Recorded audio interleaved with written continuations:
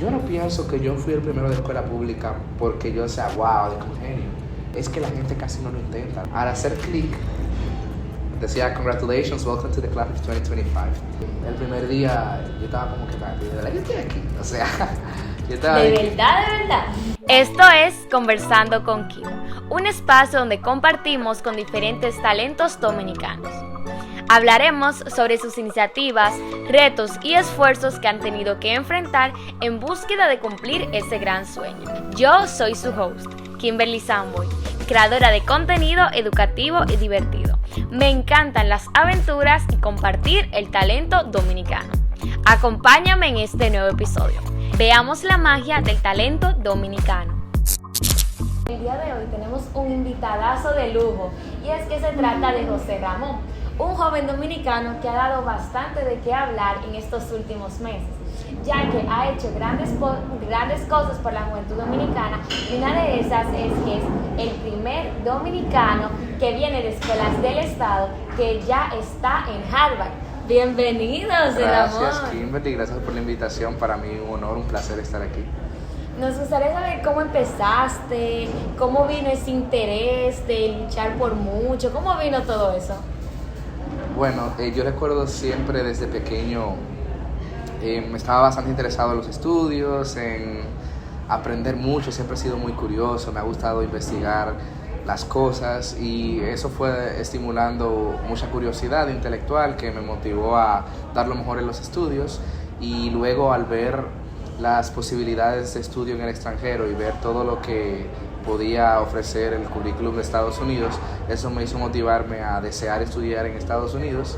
Y ya luego Harvard fue como el gran sueño, porque sabes que todo estudiante soñaría con estar en una universidad como esa. Es la universidad más antigua de Estados Unidos, de las mejores del mundo. Y yo dije, bueno, vamos a intentarlo. Mi mamá me motivó porque yo pensaba que era idealista. Sí, a veces uno tiene como, ay, sí, es que eso está muy lejos. Sí, o yo viniendo de acá, exacto. Tanta gente del mundo. Sí, no, yo decía, pero es que la gente que va para allá son genios. O sea, yo no, yo no sé si pueda ir a un lugar como ese. Pero sí, lo intenté luego de que mi mamá y mi papá me motivaran, y gracias a Dios lo logramos. ¿Cómo tú eras en la primaria, en la infancia? ¿Con qué tú te divertías? ¿Qué tipo de estudiante tú eras? ¿Tú eras de los que hablaba mucho, de los que estaba callado, de los que ayudaban a los profesores, de los que se sentaban atrás? ¿Cómo tú eras? Bueno, era una mezcla de todo. Yo era un poco introvertido, pero a la vez muy parlanchín, hablaba mucho. Hablaba muchísimo. Hacía muchas preguntas. Mi mamá me cuenta que para mí todo era una pregunta. O sea, si yo veía algo, eso era mami, ¿qué es eso? Mami, ¿qué aquello? O sea, profe, ¿por qué tal cosa? Sí. Y, o sea, era de esas personas que siempre tenían una curiosidad, una pregunta para todo. Normalmente en las tardes, luego de hacer, lo primero que yo hacía después de llegar del colegio era hacer mi tarea, porque tenía como, yo no podía dar que tranquilo si no hacía mi tarea. Y luego de hacer mi tarea, entonces me ponía o a ver televisión, o a leer un poco, a jugar con mis amigos. O sea, fue una infancia bastante bonita. O sea, ¿se podría decir que desde pequeño te gustó la lectura? Sí, también yo recuerdo que una vez organicé una banda de música. ¡Wow! Hicimos un concierto para los vecinos del edificio y fue... ¡Wow! Pero yo nunca lo hubiese pensado. Sí, mi mamá me decía que desde pequeño ya veía como que yo tenía mucha iniciativa para hacer las cosas, como mucho liderazgo. De lo que siempre estaba adelante. Sí, y a veces era un poquito difícil de controlar, pero mi mamá me decía, mi hijo, al paso. Estate tranquilo, son solo 8 años. Sí. Y ya en la secundaria, ¿cómo eso se fue forjando? ¿Qué te gustaba? ¿Cómo fue todo ese proceso? Ya en la secundaria las cosas se van poniendo un poco más serias, tú vas madurando un poco más, aprendiendo un poco más sobre el mundo y cómo funciona. Y yo siento que iba evolucionando de manera natural, o sea, fui desarrollando un sentido más fuerte de justicia social, vamos a decir así. O sea, yo veía las cosas y ya no era como que, cosas de adultos. Qué lindo. O de que, ese problema es cosa de adultos. Y era más como que yo puedo hacer para solucionarlo. Y ahí luego, en primero de bachiller, tuve la oportunidad de participar en el programa Diputado por un Día. Fui al Congreso y hablamos sobre diferentes iniciativas sociales y también cómo funciona la legislación en el país. Y eso me abrió muchísimo la mente, porque yo lo que tenía era como, 13, 14 años. Y yo como estar en el Congreso, en un lugar en el que tan importante, yo dije, wow, y si en algún momento yo de verdad estoy aquí haciendo cosas de verdad para mejorar el país. Y eso me fue estimulando ese deseo de incluirme más en causas sociales. Luego empecé a participar en modelos de Naciones Unidas, que eso fue ya como el boom. Sí, eso me encanta realmente. Y sí, los estudios también fui manteniendo un buen desempeño, y sí, eso fue como un proceso simultáneo de...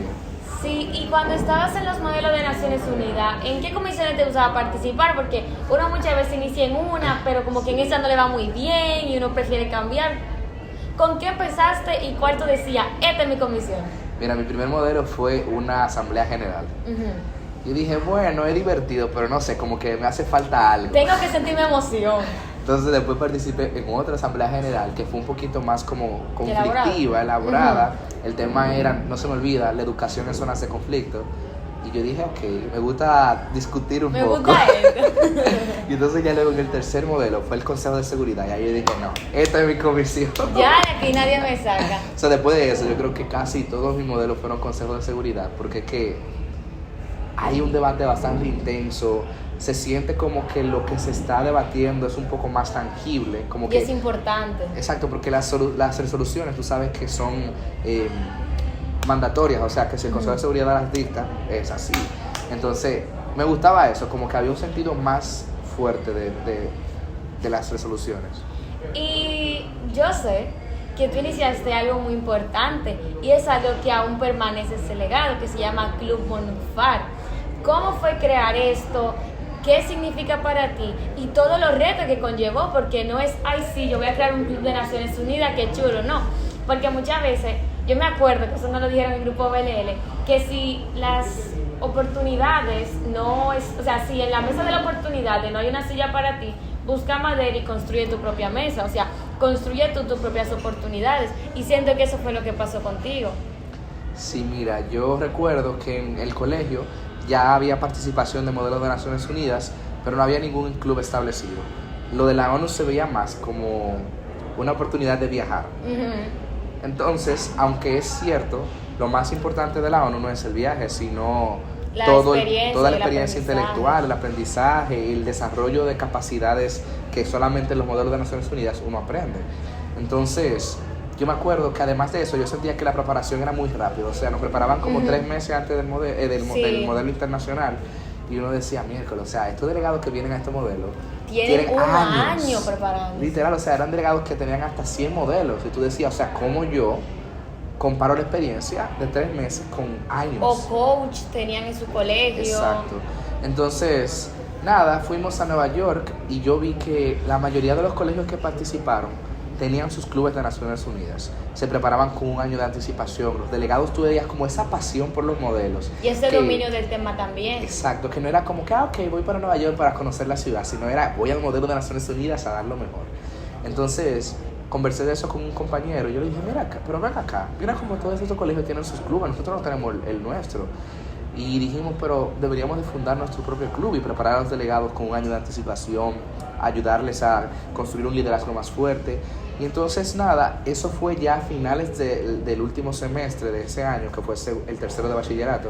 En ese verano nos sentamos, armamos una comisión de delegados que ya habían participado. Personas con experiencia. Exacto, y preparamos un estatuto, un documento en el cual establecíamos todo lo necesario para desarrollar el club. Y entonces una vez teníamos eso sólido y escrito, con el apoyo de una maestra, fuimos a la dirección y presentamos la propuesta. Todo lo que ellos preguntaron, todas las dudas que tenían, las respondimos. Gracias a Dios. Sí, gracias a Dios.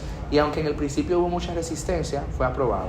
Luego entonces tuvimos el reto de que los maestros aceptaran todo, porque había que salir mucho fuera de aula, pasar mucho tiempo preparándose para los modelos, había que perder clases. Y muchos maestros decían, no, porque eso es lo que van a salir del curso, van a perder clases, ellos no están en eso, ellos lo que quieren es viajar. Uh-huh. Entonces hubo esa resistencia como de poder demostrar a los profesores que no, esto es un programa que cambia vidas y queremos hacer esto con los estudiantes. Y incentiva a muchas personas a desarrollar ese líder, y no necesariamente solo en el punto de vista del Consejo de Seguridad. Exacto. O Corte Internacional de Justicia, sino también, por ejemplo, como en la parte de salud, personas que quieren que su voz sea escuchada, a O pesar cuerpo de de que prensa, lo que cuerpo de quieran. prensa también, que quieren que su voz sea escuchada, pero que al tener 13, 14 años se suele limitar. A mí eso me pasa mucho en el colegio actualmente, porque muchas veces es muy fácil ver el premio o qué chulo ganaste, felicidades, y ya el otro día, ¿por qué tú no me tienes tu clase copiada?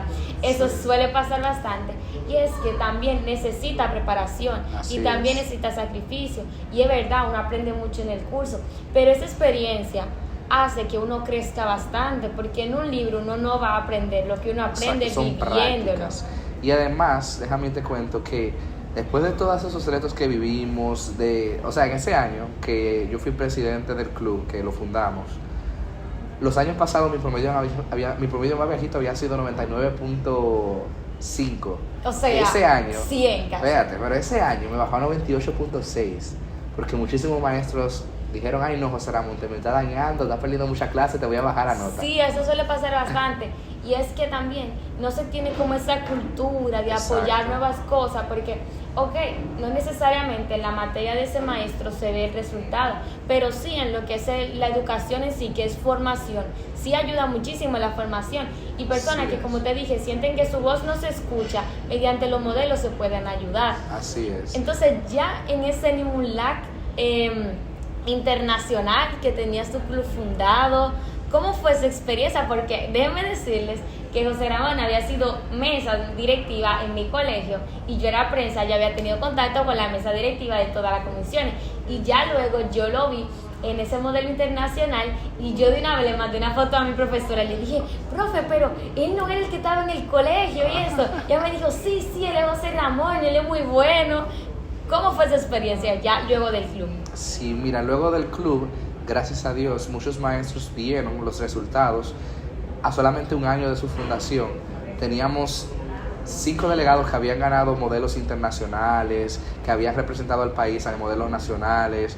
O sea, estaba dando frutos, y muchos maestros empezaron a apoyarlo, como que fueron cambiando un poco de mentalidad. Y hoy en día es totalmente diferente la historia. Ya los maestros, cuando hablan del club de la ONU, no, espérate, ese déjenlo irse, que ese es de lo bueno. Entonces, eso también nos ayudó en NIMULAC. Participamos como algunos 10 delegados del centro, y dos de ellos ganaron ganaron premiaciones en Sí, que eso también hay que entender que es bastante. ese modelo internacional con los mejores delegados de Latinoamérica.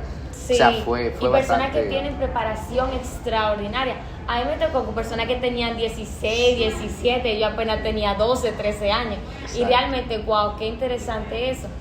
Pasa el tiempo, sale la noticia de que fuiste aceptado en Harvard.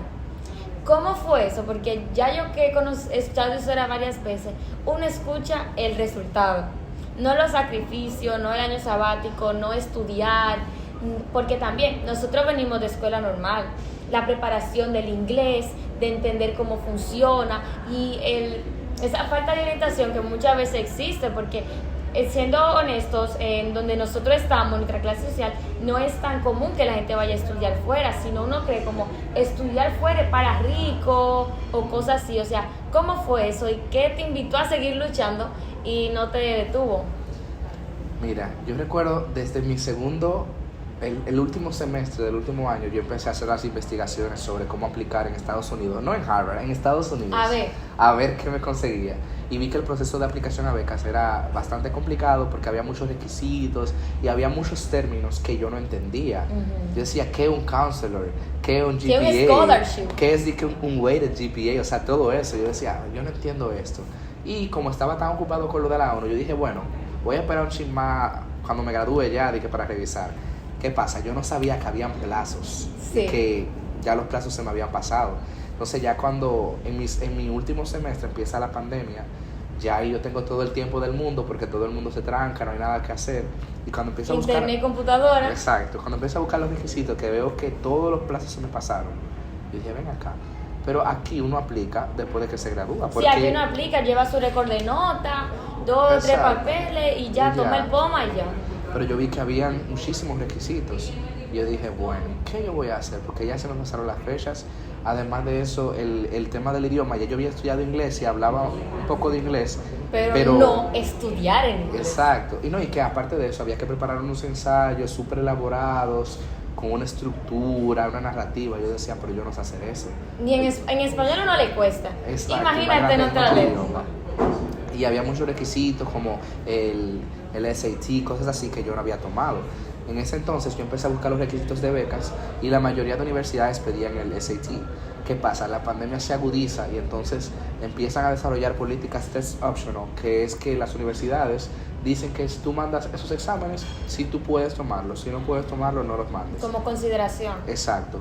Yo dije, bueno, pero ya, esta es la oportunidad. Esto lo mandó Dios. Así mismo es. Y entonces, en ese momento, las que yo estaba tratando de aplicar no eran de que universidades tan prestigiosas o cosas así, pero vi que las becas que daban no eran completas. Entonces, cuando hice la investigación de cuáles eran las universidades que daban becas completas, o sea, full, vi que eran las más selectivas: Harvard, Yale, Stanford, Princeton, bla, bla, bla.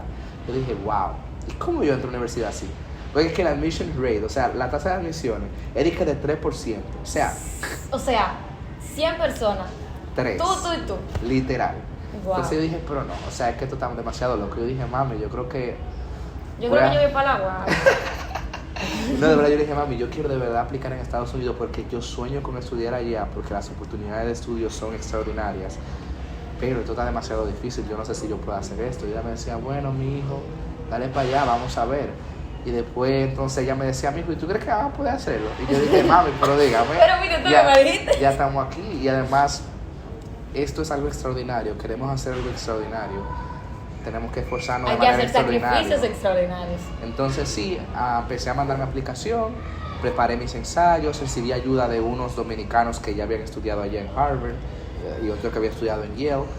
Edité mis ensayos, mandé mi aplicación y ya el resto es historia. Sí. Ese día que recibiste la noticia, porque es como que, wow, fui a Harvard, o sea, como uno lo dice así, pero el día que uno recibe esa noticia, después de tantos meses de trabajo y de sacrificio, de años, porque, o sea, se ve el resultado aquí, pero uno lleva años estudiando, tratando de ser buen estudiante, a poder estar en cosas de la comunidad.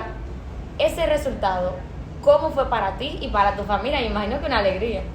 Mira, en ese momento, hay un video por ahí. Sí, yo lo voy a poner. Hay un video por ahí, pero en ese momento, el tema está en que ya yo había aplicado a 22 universidades. Yo había recibido ya como 18 respuestas hasta ese día y todas habían sido o rechazos o lista de espera. O sea, eran universidades menos selectivas que Harvard o que las de la Ivy League. Que para los que no saben qué es lista de espera, es como tú tienes un perfil bueno, pero a menos que una persona cancele, tú todavía no puedes entrar. Exacto, o sea, es como que te queremos aceptar, pero todavía no tenemos espacio para ti. Entonces es como eso. Te dejan en el aire. Exacto. Entonces, hasta ese momento, lo más cercano a una admisión que yo tenía era una lista de espera.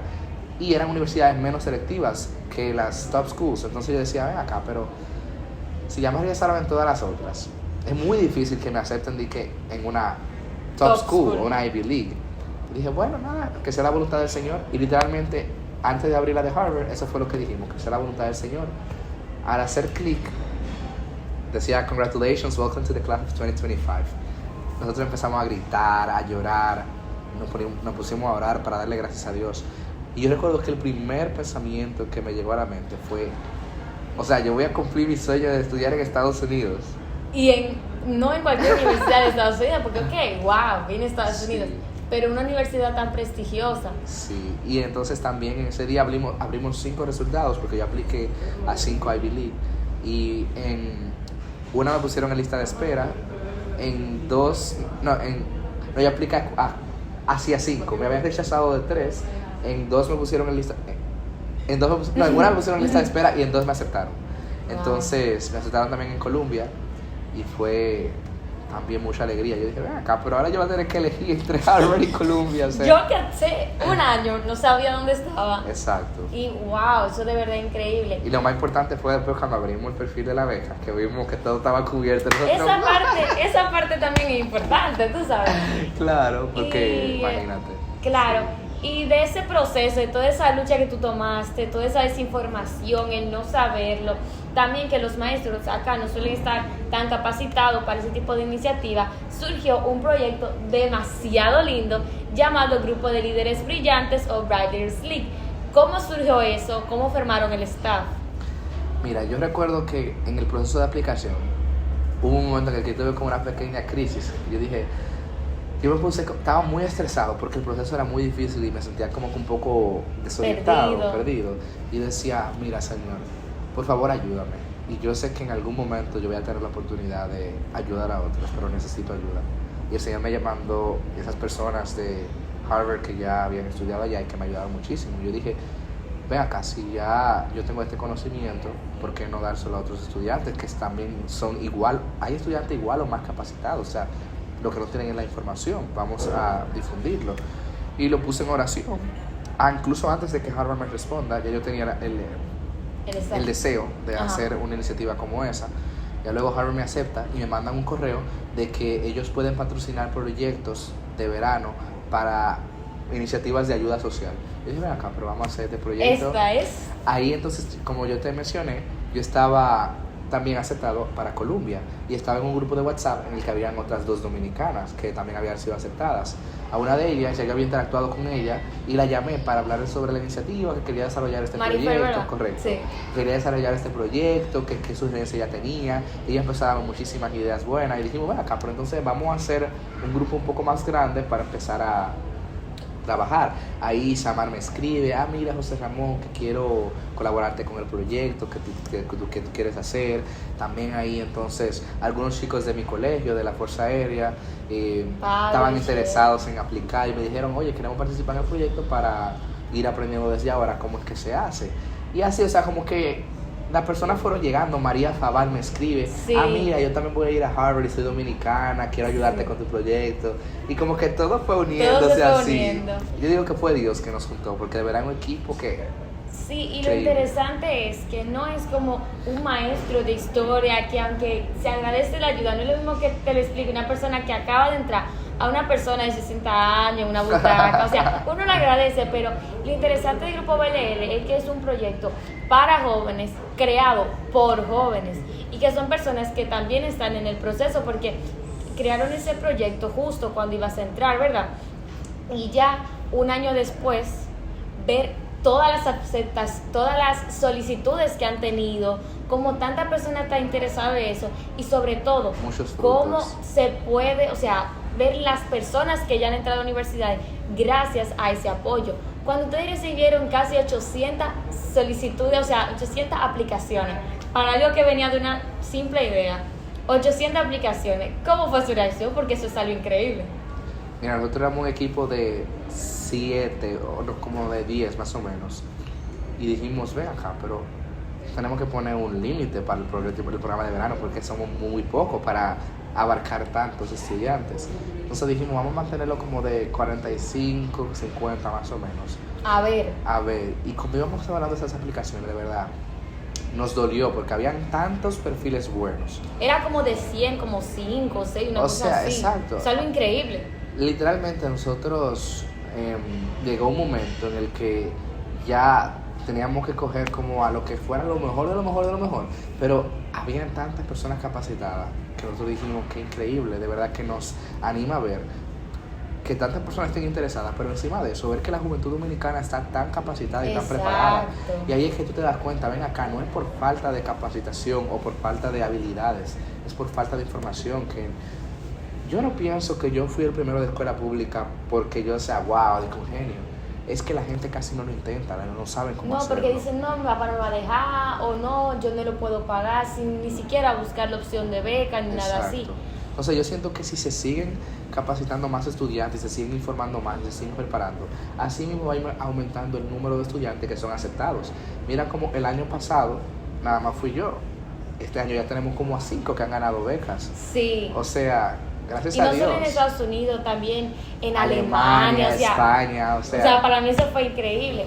Y todo eso realmente es súper guau, porque más que un programa de verano o algo así, Grupo BLL ya se ha formado, suena demasiado cliché, pero está formado como una familia porque hay personas con las que uno habla, personas con las que uno ha conocido, que realmente ya han ayudado a uno y también lo han inspirado mucho, porque uno está acostumbrado a que, por ejemplo, cuando uno se entra en algo fuera del colegio, empiezan los compañeros, no te pongan eso, ve, mejor vamos a jugar, o los maestros, no haga eso, mejor quédate haciendo la tarea normal y descansa, que obviamente sí es importante el descanso, pero también tener personas que tengan el mismo perfil de uno, que tengan el mismo enfoque, ayuda a que uno también siga trabajando por eso. Entonces, ya entras a Harvard. ¿Cómo fue ese primer día, esa primera semana? Porque, wow, estoy en Harvard, pero esos primeros días, yo me imagino, ¿cómo fue? ¿Cómo también fue la transición? Porque obviamente qué lindo todo, pero también hay cosas que no se ven tanto. Sí, bueno, el inicio fue, imagínate, yo tengo que procesarlo porque ha sido un año muy fuerte.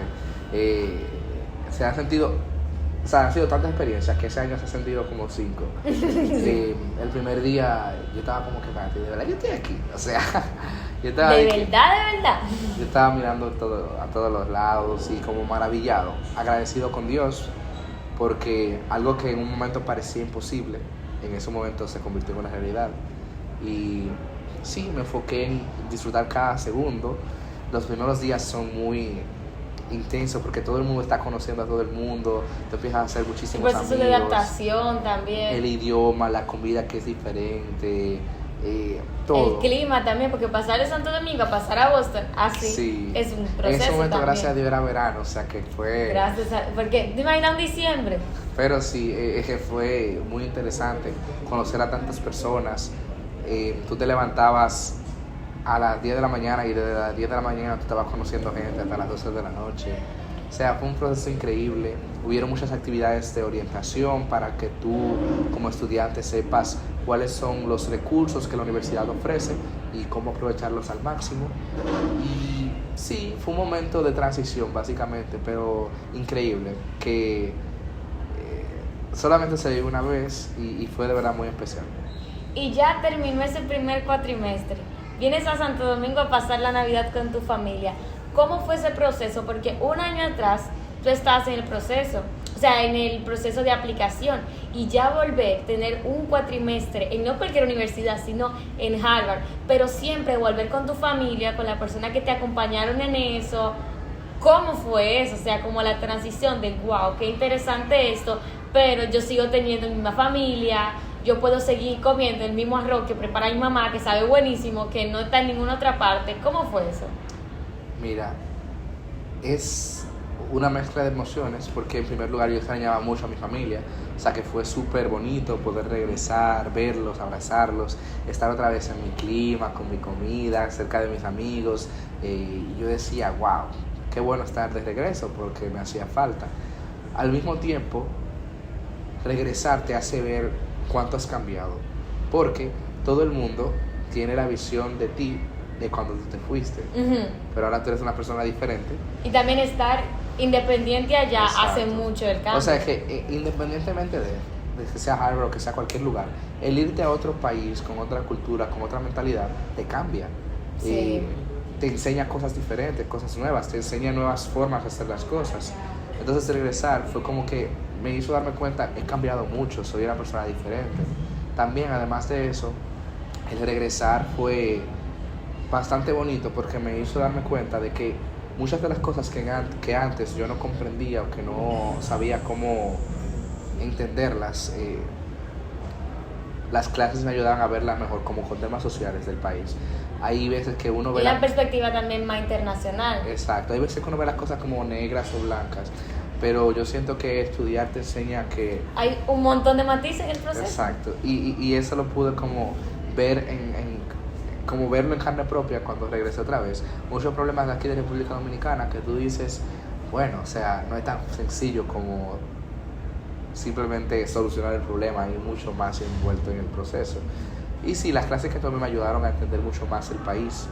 Y así, cada día aprendiendo y regresar fue esa experiencia así como de una montaña rusa. Sí, entonces vuelves a ese segundo semestre. pero no viene solo del segundo semestre, viene con un grupo de personas a dar una charla, a compartir ese conocimiento desde también un punto de vista internacional, porque ya no era solo estudiantes dominicanos hablando de la aplicación fuera, sino que también teníamos personas de Filipinas, de Kenia, o sea, yo tuve que anotar todos esos nombres, yo venir a mi familia, miren, estoy con personas de Kenia, de aquí, o sea, realmente, o sea, venir con ese grupo de personas, venir con ya tus amigos. ¿Cómo fue eso? O sea, y como tú dijiste en tu post de Instagram, mostrarle todo lo de tu país. Fue maravilloso porque yo hablo mucho de mi país allá con mis amigos porque siempre sale en el tema de conversación. Las personas se suelen interesar mucho por otras culturas y otras realidades y siempre yo vivía hablando del país. Entonces, en todo eso, la mayoría de mis amigos me decían, oye, pero yo quiero visitar, ¿cuándo vamos a hacer algo? ¿Hacer un viaje o algo? Y María y yo dijimos, ven acá, pero entonces vamos a organizar un viaje, porque si ellos quieren venir. Hicimos un grupo de WhatsApp, de que, miren, lo que quieran venir, añádense. Y ahí empezamos a planificar. Y sí, vinimos, pero entonces yo hablé con María, yo le decía, María, ven acá, pero si vamos a ir, y vienen todos estos estudiantes de aquí, vamos a hacer algo con BLL, porque es una experiencia que no se va a poder repetir en una ocasión, nadie sabe, tú sabes. Entonces dijimos, vamos a aprovechar esta oportunidad. Y organizamos todo. Gracias a Dios funcionó muy bien. Pero como tal, el viaje con los amigos fue increíble porque nos hizo compenetrarnos muchísimo. Ellos pudieron disfrutar del país. Ya están escribiendo que cuándo es que vamos a hacer el segundo viaje, que quieren regresar. Y no solamente le mostramos la belleza del país, la realidad de Punta Cana, también le mostramos otras realidades, lo que viven las personas que viven en sectores vulnerables alrededor del río. Pudieron utilizar transporte público para ver cómo vive un dominicano en el día a día, en la capital. O sea, le dimos una dosis de realidad y también una dosis de belleza, porque sí, y eso les encantó a ellos, ver cómo tantas realidades coexisten en el país. Realmente que eso es algo muy lindo porque no solo vieron lo que usualmente se ve desde fuera como, oh sí, Punta Cana, la playa, todo lindo, porque realmente eso es parte de lo que nos representa, pero también poder venir y estar con jóvenes que estaban interesados en eso, también yo siento que ayudó mucho en su perspectiva. Y también desde el punto de vista de nosotros, los que estuvimos tomando las charlas, fue algo bastante enriquecedor porque nosotros vimos cómo personas de diferentes países, de diferentes realidades, pudieron lograr sus sueños, también impulsó a uno. Y el hecho de tener preparación tanto para los maestros como para los estudiantes realmente favoreció bastante. Entonces, ¿qué sigue para José Ramón? ¿Qué viene para BLL? ¿Cuáles son tus aspiraciones para estos próximos meses? ¿Qué viene? Bueno, buena pregunta. Estoy muy emocionado. En este verano voy a estar haciendo una pasantía con la misión permanente de las Naciones Unidas de la República Dominicana.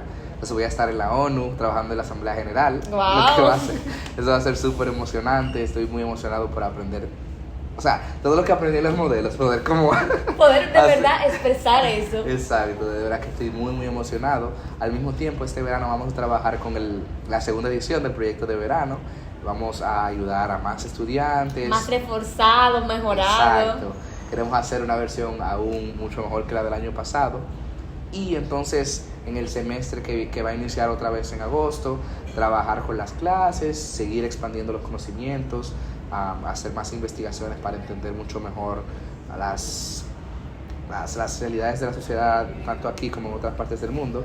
Y también quiero trabajar más de la mano con iniciativas para reforzar la educación en República Dominicana. O sea que en el futuro vamos a... Vienen muchas cosas. Sí. Y nada, ya a la cámara, a esas personas que nos están mirando, que muchas veces se sienten desilusionadas porque dicen, yo vengo de una media isla, yo soy clase baja, yo cómo voy a lograr esos sueños.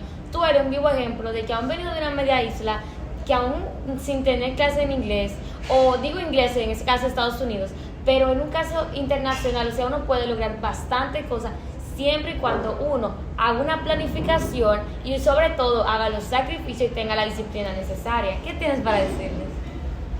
Bueno, realmente cuando nosotros pensamos de manera realista, los sueños se ven intangibles porque vivimos en el día a día, las realidades del día a día nos enseñan que los sueños no suceden, que son difíciles, que solamente pocos lo consiguen. Sin embargo, la frase que me movió a mí durante mis 4 años de bachillerato y que todavía me sigue moviendo es que cuando se trabaja con amor y disciplina bajo la gracia de Dios, el éxito, es solamente una consecuencia. O sea que solamente hay que trabajar con mucho esfuerzo, con mucha disciplina, con mucho amor sobre todo, hacer lo que te gusta, hacer lo que amas y cubrirte bajo la gracia de Dios y las cosas van a suceder. No necesariamente como tú las esperas. Y en el momento que no lo espera tampoco. Exacto, porque en el momento en el que yo estaba viendo los rechazos, yo decía, ok, me están rechazando, pero eso no significa que lo que yo he hecho en el pasado sea menos valioso. Todavía es algo que, aunque no sea materializado como yo quisiera, sigue representando el esfuerzo y el fruto de ese amor por las cosas que quería hacer en ese entonces. Y sí, básicamente eso, que aunque las cosas se vean intangibles y aunque lo intentes y a lo mejor no suceda como lo esperas, lo importante es que lo intentes y que sigas luchando por tus sueños, porque lo peor que puede pasar cuando luchas por tus sueños es que no suceda. Y en todo caso, hay una frase que utilizamos en BLL y que me parece que es increíble para resumir todo lo que yo quiero expresar en este momento, y es que un rechazo no define quién tú eres, sino ni tu valor, sino el no haberlo intentado. Cuando tú no lo intentas, eso sí define cuál va a ser el final y no el intentarlo. Entonces, sí, realmente esa es una conversación de demasiado aprendizaje. También decir que con personas como José Ramón aprendemos que no es importante solo yo aprender, sino ese conocimiento que uno tiene, repartirlo y así poder ayudar a otras personas, realmente que ayuda. Porque, por ejemplo, las personas que participamos en la primera edición hemos podido influenciar a compañeros de nuestra escuela que están desesperanzados y decirle, mira, tú puedes, este es el proceso, éntrate en esta página y todo eso, y realmente que eso ayuda mucho. Y sobre todo, como es el fin de este estilo de videos, poder enseñar al mundo que la juventud dominicana sí está trabajando, que sí estamos haciendo cosas, que realmente se están viendo los pequeños resultados ahora, pero que en el transcurso de los años se va a ver ese gran fruto de todo nuestro trabajo. Realmente muchísimas gracias y hasta una próxima edición. Bye.